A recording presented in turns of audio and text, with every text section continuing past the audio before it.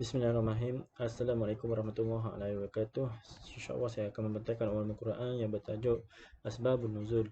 Asbabun Nuzul maksudnya diambil dari bahasa Arab, di mana Asbabun Nuzul maksudnya adalah sebab-sebab turunnya. Dalam hal ini yang dimaksudkan adalah ayat Al-Quran. Sementara itu Asbabun Nuzul maksudnya juga termasuk dari latar belakang atau sebab-sebab turunnya surah Al-Quran, surah atau ayat Al-Quran.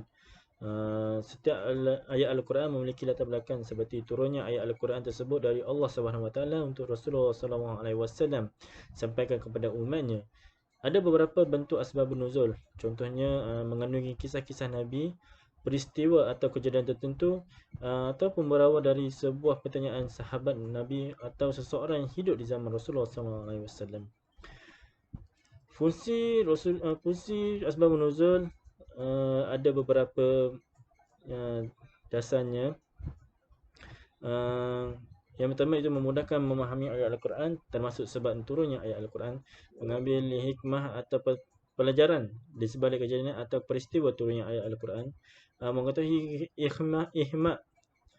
hikmah tentang pensyariatan terhadap hukum dalam ayat Al-Quran, meningkatkan keimanan dan menghilangkan rasa ragu terhadap suatu ayat Al-Quran sebab sudah jelas hukumnya yang ditetapkan Allah SWT, menentukan hukum dengan sebab dan mengkhususkan hukum bersifat umum, memudahkan penafsiran ayat Al-Quran, menghafal Al-Quran termasuk sebab-sebab turunnya ayat Al-Quran tersebut dan kejadian yang terjadi dalam ayat Al-Quran.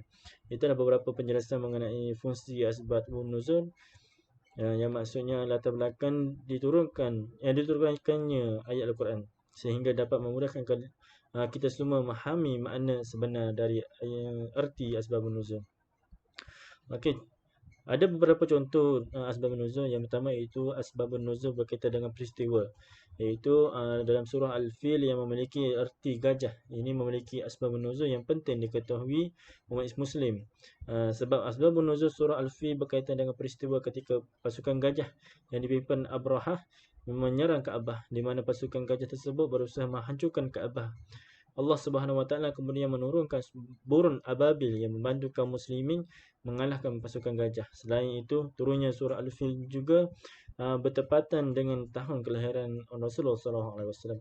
Okey, yang kedua iaitu sebab nuzul berkaitan dengan bentuk pertanyaan. Seperti dijelaskan dalam ulasan sebelumnya, kalau ada beberapa bentuk asbabun nuzul, salah satu berisi tentang pertanyaan. Salah satu contoh dari bentuk pertanyaan, contohnya surah Al-Kahfi, di mana dalam surah Al-Kahfi memiliki asbabun nuzul pertanyaan tentang Ashabul Kahfi, Zulkarnain dan Ruh. Pada ayat 83 hingga 85, asbabun nuzul menjelaskan tentang siapakah Zulkarnain itu.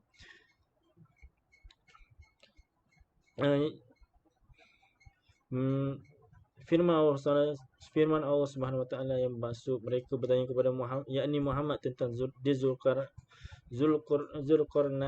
Katakanlah, aku akan bacakan kepada kalian sebahagian dari berita tentangnya. Kami itu sungguh telah memberikan kekuasaan kepada di muka bumi, dan kami pun telah menganugerahkan kepadanya jalan untuk mencapai segala sesuatu, maka dia pun menempuhi suatu jalan. Okey, yang ketiga itu asbabun nuzul berkaitan dengan suatu hukum tertentu. Ada juga asbabun nuzul yang berisi mengenai suatu hukum. Salah satu contohnya adalah dalam surah Al-Maidah ayat 90 yang mengharamkan kham, judi dan berkorban untuk berhala. Asbabun nuzul ayat tersebut berkaitan dengan peristiwa yang terjadi ketika dua kabilah dalam Ansar, dan dalam perjamuan mereka disuguhi kham, yakni minuman keras, yang kita faham ialah arak. Peristiwa tersebut memicu adanya perkelahian saat mabuk hingga memunculkan pemusuhan. Selanjutnya turun surah Al-Maidah ayat 90. Itulah penjelasan tentang asbabun nuzul, artinya adalah sebab-sebab turunnya ayat Al-Quran sehingga dapat memudahkan kita semua memahami makna di balik turunnya Al-Quran. Itu sahaja daripada saya. Wallahu a'lam.